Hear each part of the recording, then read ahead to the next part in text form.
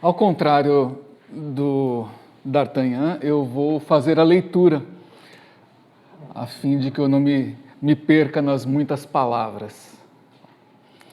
A minha ideia é pensar questões epistemológicas e metodológicas na minha trajetória como pesquisador e depois, no final, fazer uma indicação de um projeto de pesquisa, tá?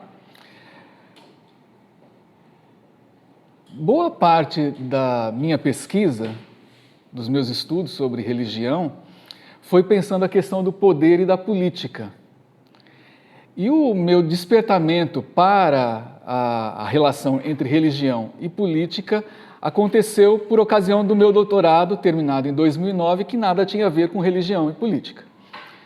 A minha tese teve como título Religião, Corpo e Emoção, Educação dos Sentidos e Hábitos de Classe na Igreja Comunidade da Graça, no ABC Paulista.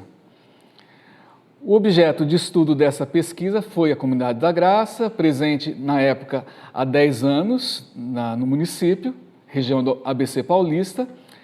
Analisou-se sociologicamente o lugar da emoção religiosa e sua relação com a educação dos sentidos nesta confraria pentecostal, formada majoritariamente por pessoas de classe média, como propiciadora da assimilação de hábitos e de um forte autocontrole individual, evidenciando a eficácia do adestramento corporal pela via da religião.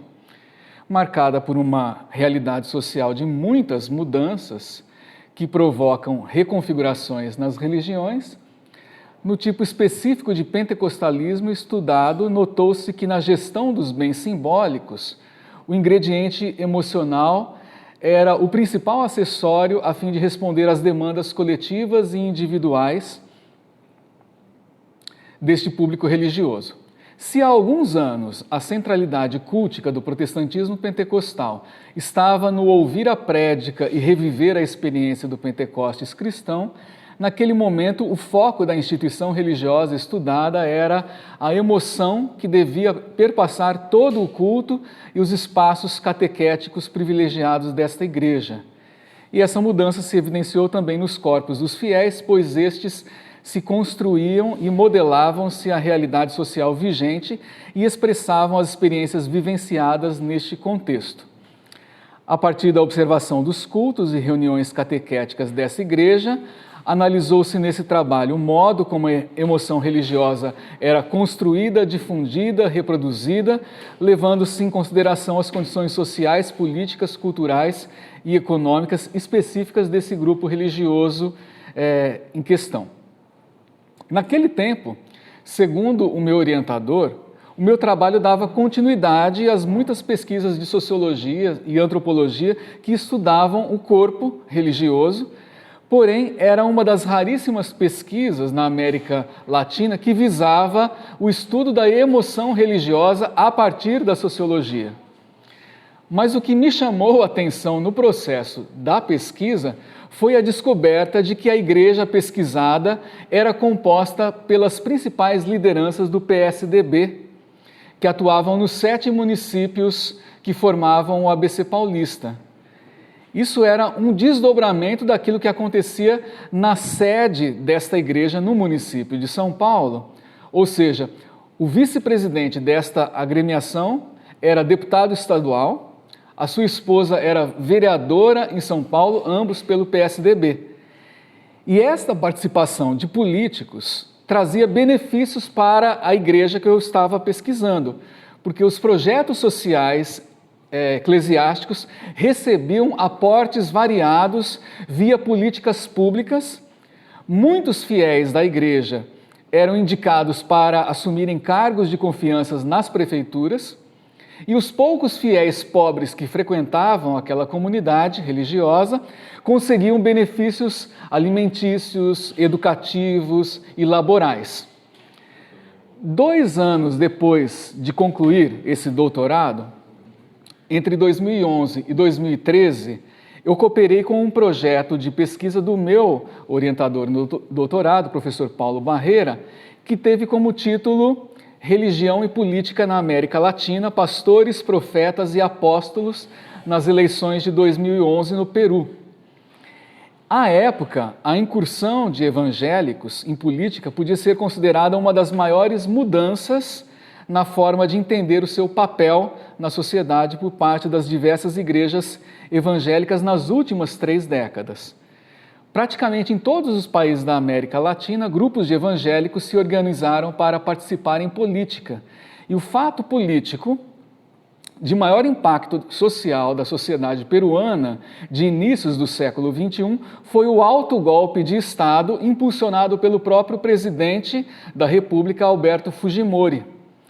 O governo de Fujimori também chamou a atenção pela inédita quantidade de evangélicos eleitos para ocupar cargos no poder executivo e no poder legislativo. Essa aliança mais ou menos implícita com diversas igrejas evangélicas entrou em crise com o autogolpe e concluiu com a saída intempestiva de Fujimori, abandonando o poder e abandonando o país. E nas eleições do ano de 2011, os evangélicos voltam a participar nas eleições de forma muito dinâmica e inédita, no que diz respeito à sua capacidade de articulação e mobilização, representando partidos políticos de diversas tendências. Esse projeto estudou o campo religioso evangélico no Peru, dinamizado pelas 2 eleições do ano 2011. Prestou-se especial atenção ao segundo turno eleitoral, que confrontou um candidato nacionalista de esquerda e nada menos que a filha de Alberto Fujimori, Keiko Fujimori. As práticas políticas evangélicas foram estudadas, já pensando na questão metodológica, a partir de fontes orais, audiovisuais e escritas divulgadas pela imprensa. A pesquisa documental das instituições em jogo, partidos políticos, instituições que articulavam o campo religioso evangélico, instituições para-eclesiásticas, foram parte também desta pesquisa. Essa foi uma pesquisa sociológica que se valeu da análise do discurso para lidar com os muitos documentos selecionados. Favoreceu-nos o fato de, no período da confecção da minha dissertação de mestrado na área de Sociologia da Religião, sob a coorientação do professor Paulo Barreira, eu ter utilizado Mikhail Bakhtin e Dominique Manguenot para a análise dos discursos religiosos. Portanto, para esta pesquisa sobre política e religião no Peru, além da tradição sociológica weberiana e dos neoclássicos ancorados em Weber, nos referenciamos em pesquisas da sociologia das controvérsias públicas, da sociologia das crises políticas e aproveitamos das contribuições da escola bakhtiniana de análise do discurso. Com os estudos sobre religião e política, instruído pelo professor Barreira, eu passei a participar de 2 grupos de pesquisa na UFABC, Universidade Federal do ABC, o grupo de pesquisa Identidades Plurais e Representações Simbólicas, coordenado pela antropóloga e professora Ana Pinese, e num outro grupo chamado Política, Políticas Públicas e Ação Coletiva, que era coordenado pelo cientista político e professor Sidney Jar da Silva. De um lado, eu tive condições de ampliar os estudos sobre etnografia sociológica e construção de identidades religiosas, e de outro, eu pude aprofundar-me nas reflexões sobre o sistema político brasileiro e a inserção neste de grupos evangélicos e católicos. Como desdobramento de tudo isso, eu acabei realizando entre 2016 e 2018 o meu pós-doutorado, tendo como supervisores os 2, uma antropóloga e um cientista político, algo que inovou na época a universidade. O trabalho pós-doutoral teve como título Conchavos, Conflitos e Conluios, a gestão do ano de 2013 da Comissão de Direitos Humanos e Minorias pelo deputado e pastor Marco Feliciano. Fundamentou-se em teóricos das ciências sociais, dessas 3 que eu mencionei, né, que estudavam a relação política e religião no Brasil, propôs-se a demonstrar a pesquisa realizada sobre a atuação de evangélicos, políticos evangélicos da Frente Parlamentar Evangélica no Congresso Nacional Brasileiro, E, para isso, analisou-se a gestão do ano de 2013 sob a presidência do Marco Feliciano, né? Pastor da Igreja Assembleia de Deus, filiado ao Partido Social Cristão naquela época, e integrante assíduo da Frente Parlamentar Evangélica e um dos mais árduos defensores de uma moral conservadora que abarca temas como família, raça, religião, sexualidade, função reprodutiva. O objetivo central desta pesquisa foi verificar o impacto deste conservadorismo de viés religioso na agenda da Comissão de Direitos Humanos e Minorias e os possíveis prejuízos aos direitos humanos e às pessoas negras e LGBT e fiéis das religiões de matriz africana, indígena e espíritas. Para isso, analisou-se as notas taquigráficas, os requerimentos, os relatórios e outros documentos, os vídeos das sessões da CDHM, todos disponibilizados no site da Câmara dos Deputados. Por fim, a pesquisa demonstrou que a gestão do Feliciano proporcionou poucos avanços para as demandas apresentadas pela população negra e LGBT, principalmente, silenciou as religiões não cristãs, limitou a discussão sobre aborto e maioridade penal aos seus posicionamentos conservadores e incluiu assuntos cristãos incoerentes com os objetivos do trabalho da Comissão de Direitos Humanos e Minorias. Esse trabalho de pesquisa, além de considerar as produções de cientistas sociais que estudam a relação entre religião e política no Brasil, se detém as ações da Comissão de Direitos Humanos e Minorias nesse período que eu destaquei para vocês. Avaliamos então, avaliei uma série de documentos. Uma vez que eu tinha esta proposta, uma das questões que eu havia me colocado como parte da estratégia metodológica era entrevistar o Marco Feliciano e os integrantes da Comissão de Direitos Humanos e Minorias. Eu não sei se a minha estratégia foi inadequada, eu fui direto conversar com a assessoria do Marco Feliciano. Eles demoraram um período e depois não me responderam mais. E depois nenhum outro integrante da frente da Comissão de Direitos Humanos e Minorias me atendeu. Então eu precisei somente lidar com os documentos disponibilizados e ainda ouvir desaforos via Facebook dos assessores de um monte de evangélicos e católicos da Comissão de Direitos Humanos e Minorias. Num outro caso, ameaças que talvez eu possa falar com vocês em outro momento. Então, com esse procedimento metodológico de fazer essa análise, é que eu cheguei a esta conclusão, né? Que ano foi isso? 2013. Bom, com esse procedimento metodológico é explicado como os atores sociais, o Feliciano e seus correligionários, compreendem e experimentam a política e como significam os objetos e práticas relacionadas ao espaço da Comissão de Direitos Humanos e Minorias, abalizados por um conservadorismo religioso. A compreensão deste caso específico em situações especiais no interior da Câmara dos Deputados conduz a comparações e diálogos com a literatura das ciências sociais que discute a participação evangélica na política institucional brasileira.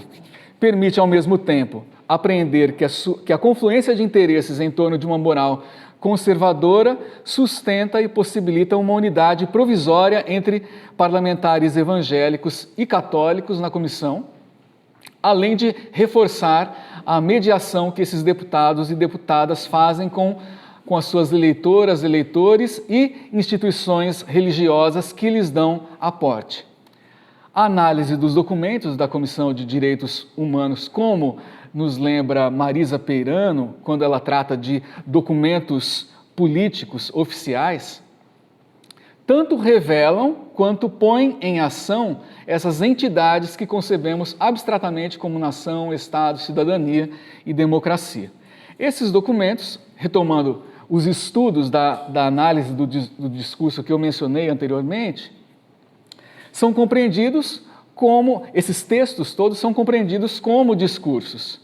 O discurso não mais diz respeito apenas ao conteúdo de um texto falado ou escrito. É claro que o conteúdo também contribui para a construção de sentido de um determinado texto, mas, além desse elemento, a forma, as informações extraverbais, como as de quem fala, para quem fala, em qual situação de comunicação, também são elementos que caracterizam a noção de discurso. Enfim, compreende-se que esses documentos da CDHM, Comissão de Direitos Humanos e Minorias, são discursos reais na sua utilização concreta e única da língua em forma oral ou escrita, decorrentes dos integrantes de um campo da atividade humana. Portanto, o sentido ou a construção do sentido pelo discurso ou pelo enunciado real se dá em razão do contexto e das relações entre as pessoas que participam do discurso. Este é também linguagem em interação que não se desprende do seu contexto histórico, político e ideológico. Dando uma pausa sobre isso, no início do meu pós-doutorado eu iniciei uma pesquisa paralela, e os resultados eu apresentei no Simpósio Internacional de Religiões, Políticas e Mídias na América Latina, em 2016. O título da apresentação, que se transformou em artigo, foi Política, Religião e Poder, o caso do vereador evangélico Eduardo Tuma e a Igreja Evangélica Bola de Neve. Para resumir o artigo, durante as campanhas eleitorais brasileiras é comum a presença de políticos evangélicos em cultos pedindo votos com a anuência das lideranças religiosas e até mesmo dos fiéis dessas confrarias. O artigo tem como objetivo analisar em perspectiva sociológica a complexa relação entre política e religião, especialmente a campanha política do vereador evangélico Eduardo Tuma no contexto da Igreja Evangélica Bola de Neve. Trata-se de um estudo de caso que toma como fundamento a atuação de Tuma, candidato do PSDB e líder da bancada evangélica, visando a sua reeleição para a Câmara dos Vereadores do município de São Paulo. Os objetivos específicos são esses: analisar a relação entre os poderes político e religioso no âmbito dessa igreja, verificar o comportamento dos fiéis eleitores em relação à atuação do vereador através dos discursos realizados no culto no templo em algumas casas, avaliar a campanha do Tuma em meio ao carisma institucional, aqui lembrando Weber, a doutrina da igreja, ao histórico desse vereador fiel e o uso da internet. Pois não. Esse Eduardo Tuma era filho? Neto. Neto. É de uma família tradicional.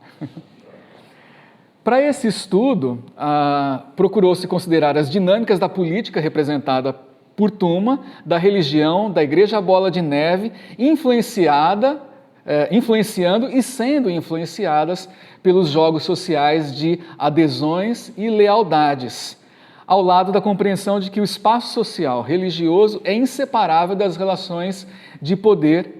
Caberá apreender a forma como o poder simbólico se apresenta nas trocas linguísticas, para lembrar Bourdieu, que aconteceram no culto da Bola de Neve, ocorrido no dia 21 de agosto de 2016.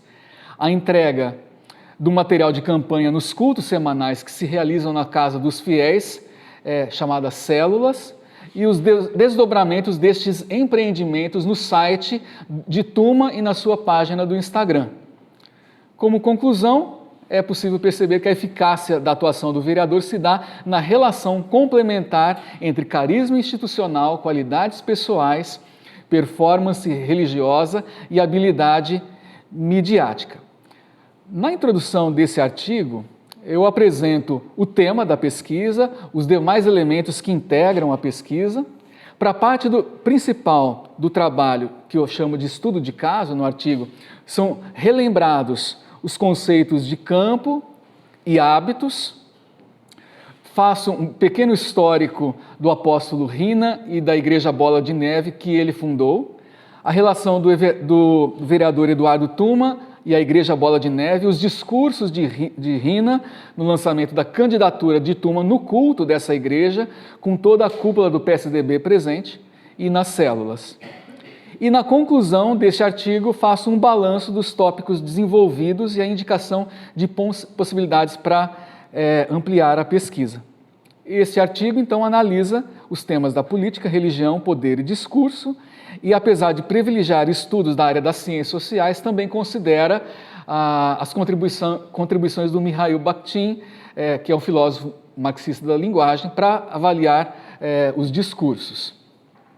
Dando um outro salto, no ano de 2021, acreditando que estava chegando o meu fim, estou brincando, o momento de deixar de pesquisar religião e migrar para uma outra área, eu fiz ainda algumas tentativas no campo das ciências da religião.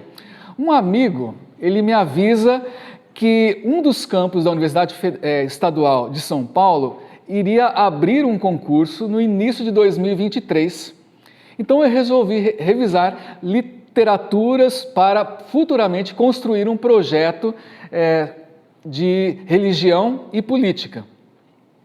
No início de 2022, a coisa desandou porque abriu o concurso da UFES e aí então eu tive que deixar essas questões todas de política e religião de lado para me concentrar totalmente no concurso. E agora, como parte do Núcleo de Graduação em Ciências da Religião, eu pude iniciar a construção de um projeto sobre política e religião no contexto sergipano. Se estivéssemos, não sei se a peixeira vai funcionar, né? Mas tudo bem. Desculpem aí vocês que estão me assistindo pela internet. Se estivéssemos no início da legislatura das câmaras municipais das cidades que compõem a região metropolitana de Aracaju, é certo que eu privilegiaria olhar detidamente para o que ocorre nesses espaços. Mas como as eleições de deputados estaduais para a Alese, ocorrida em 2022, estão aí, eu terei a oportunidade de estudar toda a nova legislatura, que inicia em janeiro de 2023 e se encerra em dezembro de 2026. Se nós olharmos para a literatura produzida no Brasil sobre política e religião, nós verificamos que a maior parte dos estudos se concentra naquilo que ocorre nas instâncias superiores dos três poderes em Brasília. Na Presidência da República, na Câmara dos Deputados, no Senado Federal e no STF. Essa opção de pesquisadoras e pesquisadores se justifica pela repercussão nacional dos processos decisórios neste nível dos três poderes. Não obstante a importância desse tipo de estudo, cabe observar aquilo que acontece também nos estados e municípios. Pensando no contexto do cristianismo evangélico, as articulações para a eleição de candidatas e candidatos se dão nas igrejas e nos respectivos municípios, onde estão alocadas essas comunidades. Já as indicações para cargos no judiciário ocorrem a partir de diálogos nos níveis municipal e estadual com as representações locais da Associação Nacional de Juristas Evangélicos, a ANAJURE, que é muito forte, inclusive aqui em Sergipe temos uma história, e eu nem vou entrar nesse mérito aqui do estado, das cidades. E se compararmos em termos quantitativos as pesquisas feitas nos estados e municípios, as áreas do Nordeste e do Norte são as que possuem menor número de estudos. E aqui vale um exemplo e uma provocação, porque nos últimos anos, as maiores quantidades de reflexões teológicas conservadoras, simpósios, conferências que fundamentam as ações evangélicas nos três poderes, sobretudo no poder judiciário, têm ocorrido em setores calvinistas, presbiteriano e batistas no Nordeste. E esses setores, além do mais, estão em ampla interação com os grupos neocalvinistas internacionais que têm um objetivo explícito de fazer valer suas agendas religiosas, participando da política institucional e inserindo-se nos órgãos governamentais, por exemplo, da Alemanha, da Escócia, da Suécia, da Suíça, da Holanda, da Inglaterra, da França e também nos Estados Unidos. Outros exemplos e provocações. Estou quase encerrando. Antes do projeto Escola Sem Partido aparecer para o público nacional, houveram articulações entre o movimento Brasil Livre, lideranças evangélicas e católicas conservadoras ligadas a partidos de centro-direita e, de modo síncrono, o projeto foi apresentado em diversas câmaras municipais e assembleias legislativas. Mas o pessoal só foi descobrir isso quando apareceu em nível nacional, em Brasília. A criação em diversas assembleias legislativas, uma outra provocação, né? Da Frente Parlamentar Cristã em Defesa da Família, em 2013, foi algo que aconteceu em vários estados do país, ao mesmo tempo. Embora o Eduardo Tuma diga que ele tinha recebido uma espécie de uma revelação, alguma coisa assim, e aí então ele sentiu o desejo de criar esta frente parlamentar. O projeto de pesquisa, então, que eu pretendo desenvolver, tem como título, mais ou menos provisório, Religião, Poder e Sistema Político na Assembleia Legislativa em Sergipe. Tem como objetivo o estudo das atuações desses políticos religiosos em nível estatal, considerando principalmente sua inter-relação com as suas agremiações religiosas e, num segundo plano, com as prefeituras e câmaras municipais das cidades da região metropolitana de Aracaju. Para tanto, ao lado do aprofundamento teórico sobre religião e política, estudar as mobilizações nas comunidades religiosas em torno das políticas, dos políticos, nos períodos pré- e pós-eleições, analisar as atuações dessas políticas religiosas na ALESE, nesse período da legislatura 2023 a 2026, identificar relações político-religiosas entre a ALESE e as câmaras e prefeituras da região metropolitana de Aracaju, nessa legislatura que termina em 2024, por conta dos municípios terem uma outra dinâmica, verificar o impacto das agendas religiosas no que concerne assuntos públicos, como democracia, laicidade, liberdade religiosa, família, políticas públicas, periferia, disparidades sociais, gênero, populações indígena, negra, quilombola e LGBT+. Cortei um monte de coisas da minha fala, mas acho que deu para vocês terem uma noção. É isso.